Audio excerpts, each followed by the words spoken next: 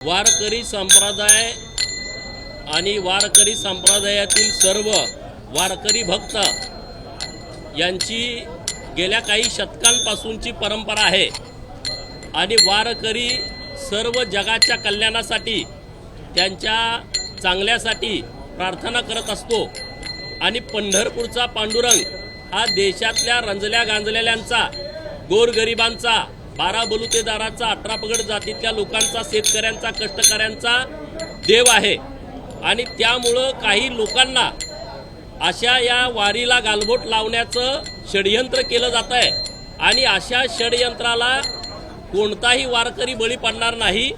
ज्या पद्धतीनं वारी ही पहिल्यापासून चालत आलेली आहे अशी पुढं सूर्य चंद्र असेपर्यंत ही वारी चालत राहणार।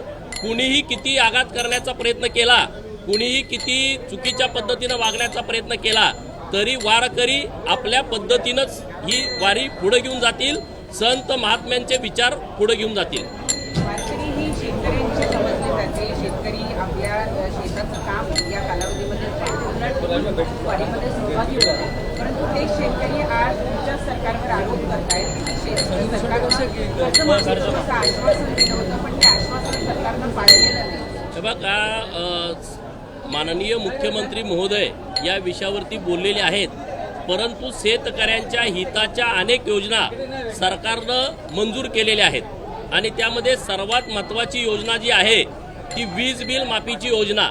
या महाराष्ट्रातल्या सर्व शेतकऱ्यांना शेतीचं वीज बिल माफ 7.5 HP पर्यंत सरकारच्या माध्यमातून केलेलं आहे। माननीय नरेंद्र मोदी साहेब आणि राज्य सरकार यांच्या माध्यमातून किसान सन्मान निधी ही वर्षातून 3 वेळा दिली जात आहे। 1 रुपयामध्ये शेतकऱ्यांना विमा देणं हा क्रांतिकारी निर्णय शेतकऱ्यांच्यासाठी सरकारच्या माध्यमातून घेतलेला आहे। माझ्या शेतकऱ्याच्या घरातल्या लाडक्या बहिणींना भाऊबीज सरकारच्या माध्यमातून दिली जाते। 50% एसटीची सवलत आम्ही सगळे शेतकरी कष्टकरी यामधून प्रवास करत असतो, ती सवलत मोठ्या प्रमाणात दिलेली आहे। 75 वर्षाच्या वरची आमची वरिष्ठ लोक त्यांना मोफत एसटी दिलेली आहे। शेतकऱ्यांचं म्हणणं योग्य आहे की आम्हाला कर्जमाफी दिली पाहिजे। सरकार त्यापासून पळ काढत नाही, सरकार नक्की चांगला मार्ग नक्की काढेल आणि शेतकऱ्याच्या बाजूने सरकार ठामपणे उभं राहील। शेतकऱ्याच्या शेतमालाला चांगल्या पद्धतीचा भाव देण्याचं क्रांतिकारी निर्णय हे केंद्र सरकार आणि राज्य सरकारच्या माध्यमातून घेतला जातोय, त्यामुळे शेतकऱ्यांनी निश्चिंत राहावं।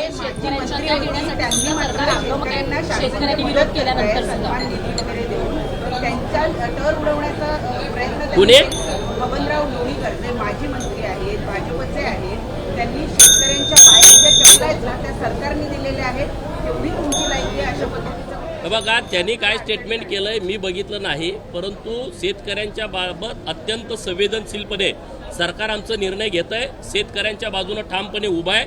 शेतकऱ्यांच्या मुलांना वसतिगृहामध्ये ॲडमिशन देण्याचा क्रांतिकारी निर्णय सरकारनं ओबीसीच्या मुलांना, व्हीजेएनटीच्या मुलांना, बार्टीमधून मागासवर्गीयांच्या मुलांना, सारथीमधून विद्यार्थी जे मराठा समाज आहेत त्यांच्यासाठी शेतकऱ्यांचीच पोरं आहेत त्यांच्यासाठी खूप चांगले निर्णय घेतलेले आहेत आणि सरकार इथून पुढे सुद्धा शेतकऱ्यांची बाजू ठामपणे घेईल। शक्तीपीठ महामार्गासाठी असलेल्या जमिनी जी आहे त्याला विरोध केला नसला तरी सुद्धा सरकार शक्तीपीठ महामार्गासाठी आग्रही आहे। 2% अधिक कर्ज देऊन सुद्धा 2% अधिक व्याजानं कर्ज देऊन सुद्धा सरकार आग्रही आहे आणि दुसरीकडे शेतकऱ्यांची जमीन लाटते। हे बघा, शेतकऱ्यांची जमीन लाटणं वगैरे हे 100% चुकीचं आहे। असं जे कोणी बोलतायत ते राजकीय दृष्टिकोनातून बोलतायत।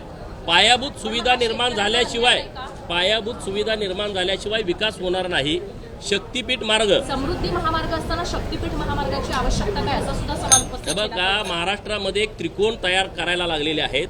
मुंबई टू नागपूर समृद्धी महामार्ग, गोवा टू मुंबई दुसरा महामार्ग आणि वर्धा टू परत गोवा तिसरा महामार्ग, म्हणजे विकासाचा त्रिकोण करायचा सरकारचा विचार आहे।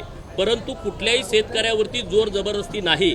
शेतकऱ्यांची सहमती सर्वांना घेऊन त्यांच्याशी बोलणं करूनच सरकार निर्णय घेणार आहे, कुणावरती जबरदस्ती नाही।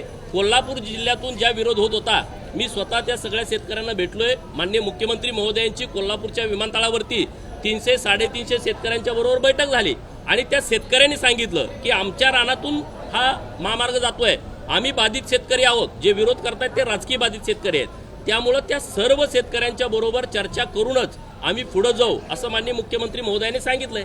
त्यामुळे कुठेही जोर जबरदस्ती करून सरकार अशी काही भूमिका घेणार नाही। एबीपी माझा, उघडा डोळे बघा नीट.